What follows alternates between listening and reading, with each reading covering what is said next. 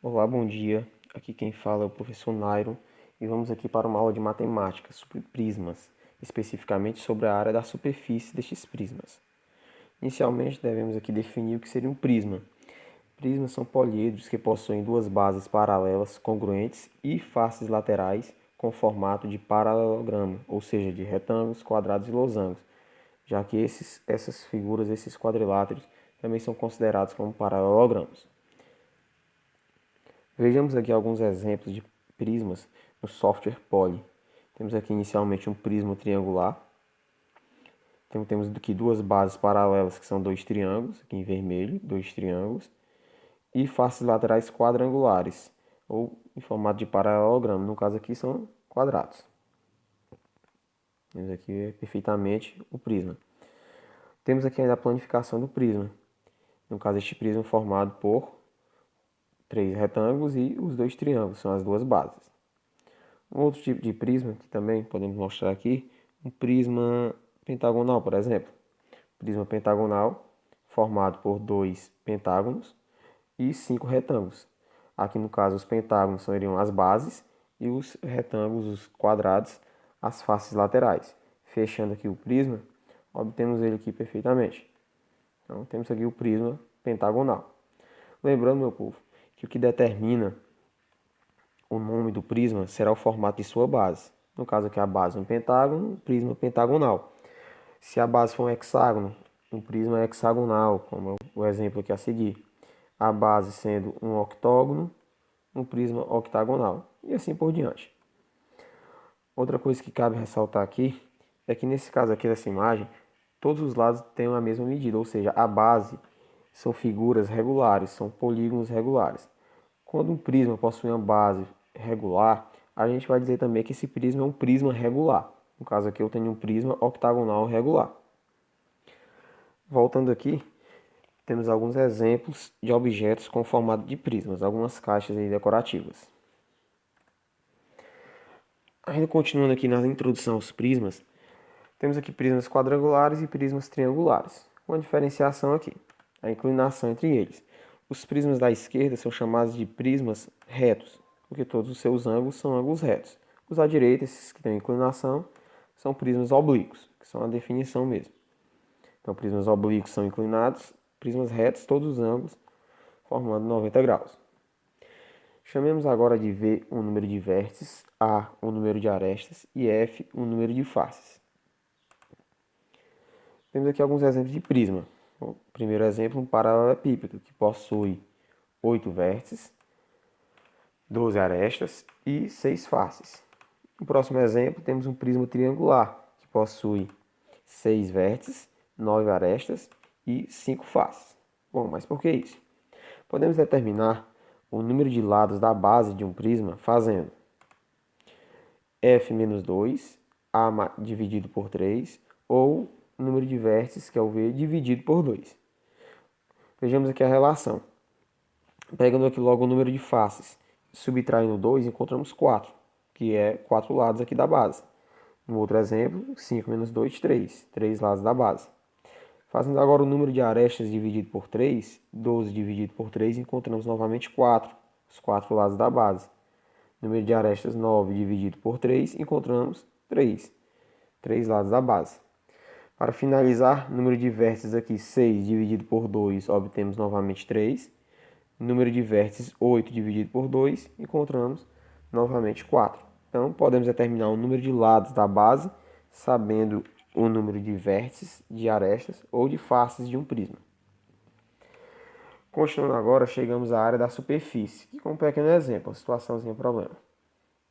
Uma caixa tem 50 centímetros de comprimento, 50 centímetros de largura e 80 centímetros, de altura. Desconsiderando as sobreposições, qual a área do papelão utilizado nesta caixa? Bem, queremos saber que a área do papelão utilizado. Inicialmente, vamos fazer aqui a área da base. A base seria um quadrado, que seria a mesma coisa aqui da tampa da caixa, a parte de cima.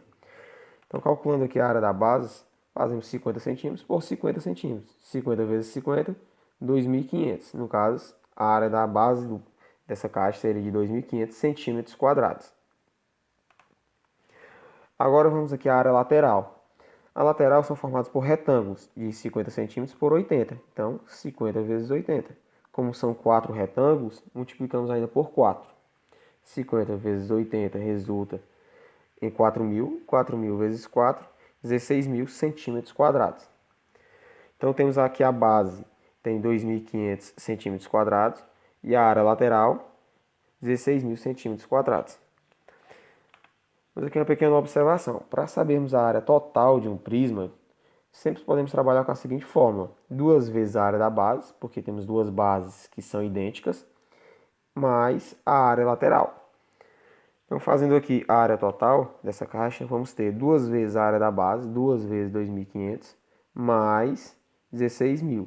2 vezes 2.500 são 5.000, somados com 16.000, resultamos aqui em 21.000 centímetros quadrados. Isso aqui seria a área da base, 21.000 centímetros quadrados. Ou melhor, isso aqui seria a área total.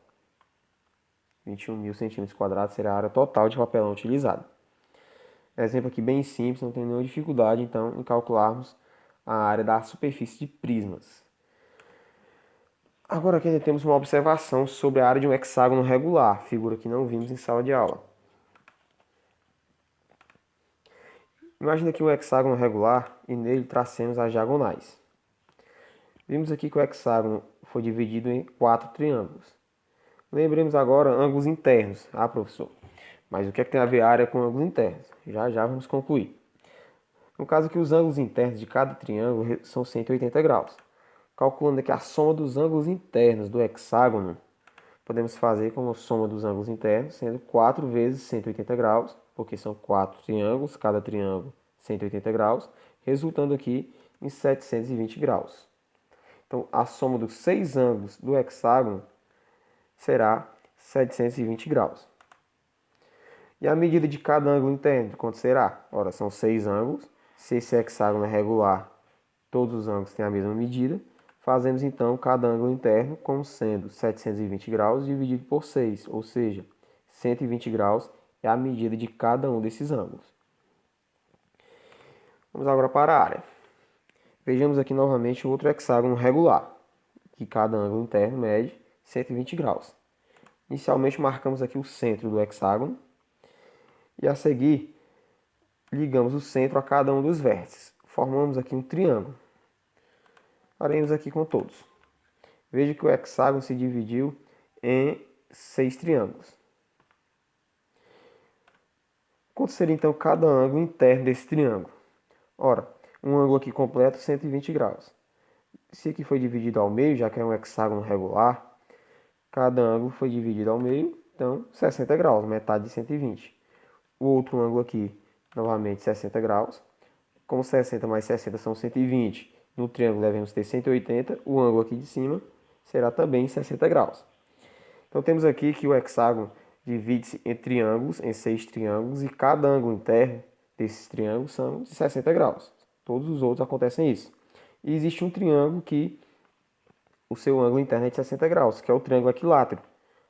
Então o hexágono regular ele divide-se em 6 triângulos equiláteros.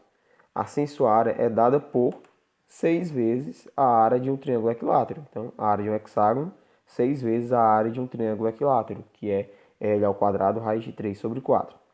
Podemos aqui ainda simplificar o 6 com 4. Já obtemos como sendo a área do triângulo equilátero, 6 dividido por 2, 3, 4 dividido por 2, 2. Então, a área do triângulo do hexágono regular seria de 3L ao quadrado, raiz de 3, dividido por 2. Chegamos aqui a uma forma simples. A outra forma aqui pensando apenas na divisão. Essa aqui é até mais fácil de memorizar, porque já conhecemos a área de um triângulo equilátero. Só devemos saber agora que devemos multiplicá-la por 6 para encontrarmos a área de um hexágono regular. Vamos aqui agora a alguns exercícios sobre prismas. A primeira questão diz o seguinte: observe o paralelepípedo abaixo e responda. Letra A. Qual a área da sua superfície? Então temos aqui que calcular a área da superfície. Podemos pensar lá na fórmula, que a área total do prisma é 2 vezes a área da base mais a área lateral. Ou nesse caso aqui, como é bem simples, são só quadrados e retângulos, podemos agilizar aqui um pouco o processo, na resolução da nossa letra A. A área seria 5 vezes 5, porque eu tenho aqui um quadrado de 5 por 5, então 5 vezes 5, resulta a área de um quadrado, multiplicado ainda por 2, já que são 2 quadrados. Mais a área dos retângulos. Os retângulos têm medidas de 10 centímetros por 5 de altura, então 10 vezes 5. Como são 4 retângulos, vezes 4. Então 5 vezes 5, 25, vezes 2, 50. 10 vezes 5, 20. 10 vezes 5, 50, vezes 4, 20. Então temos aqui que a área será dada por 50 mais 200, que é igual a 250 centímetros quadrados. Isso aqui é a área da superfície desse paralelepípedo. Vamos agora à letra B. A letra B quer saber qual a medida da diagonal D. Vejamos aqui na imagem que a diagonal D forma um triângulo retângulo junto com o segmento DH e o segmento DB de medida X. Temos aqui a medida de DH, será 5, igual às outras. A medida X não temos. Se tivéssemos essas medidas, poderíamos aqui aplicar o teorema de Pitágoras, já que temos um triângulo retângulo. Então, inicialmente, devemos encontrar qual seria a medida X.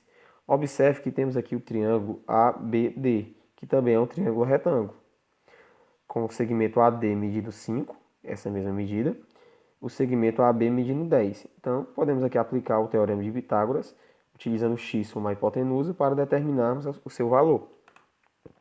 Temos aqui então que x ao quadrado é igual à soma dos quadrados dos catetos, ou seja, um dos catetos é 10, 10 ao quadrado, mais o outro cateto 5 elevado também ao quadrado. Temos que 10 ao quadrado é 100, 5 ao quadrado 25. 100 mais 25 resulta em 125. Logo, x ao quadrado será igual à raiz quadrada de 125.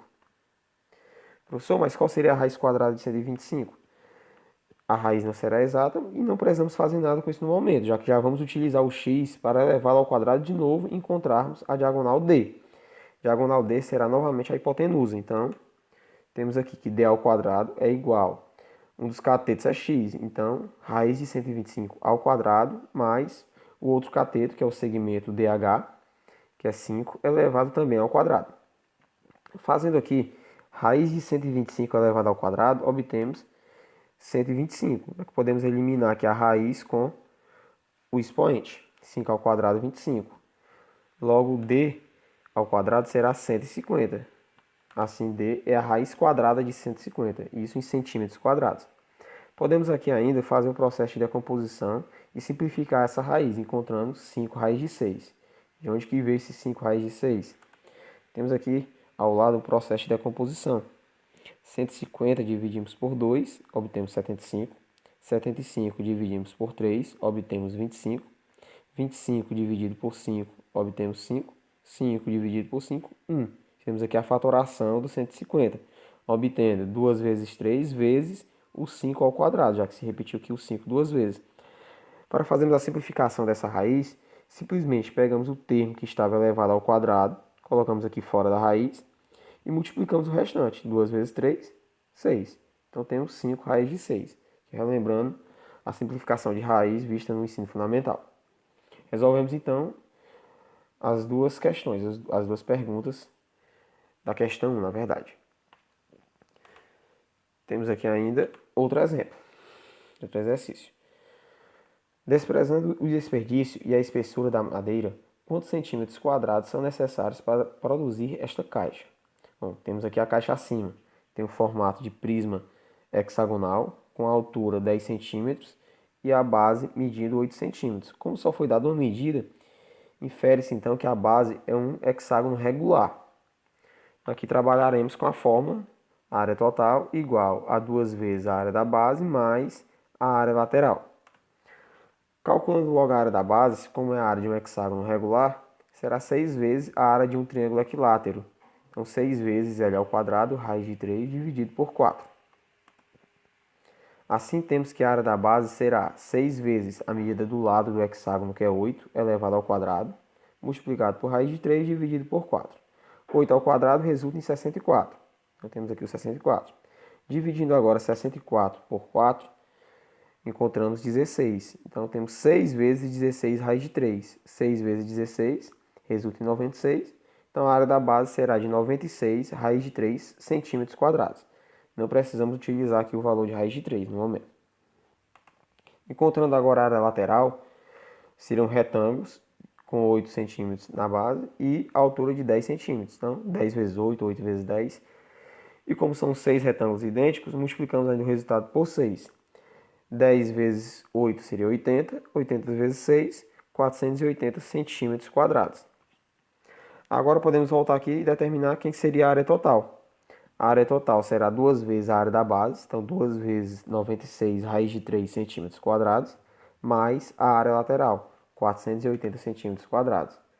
Efetuando aqui a multiplicação, 2 vezes 96, 192, raiz de 3. Então, temos aqui que a área total seria de 480 mais 192 raiz de 3 centímetros quadrados. Sempre que aparecer a raiz de 3, costuma-se deixar a raiz por último, certo? Então, sempre coloca o termo que acompanha a raiz por último. Temos então a área total, 480 mais 192 raiz de 3 centímetros quadrados. Caso queiramos utilizar a raiz de 3, podemos utilizar 1,7, multiplicar e somar. Na questão não tem alternativa, não foi pedido para utilizar aproximação, então não precisamos fazer.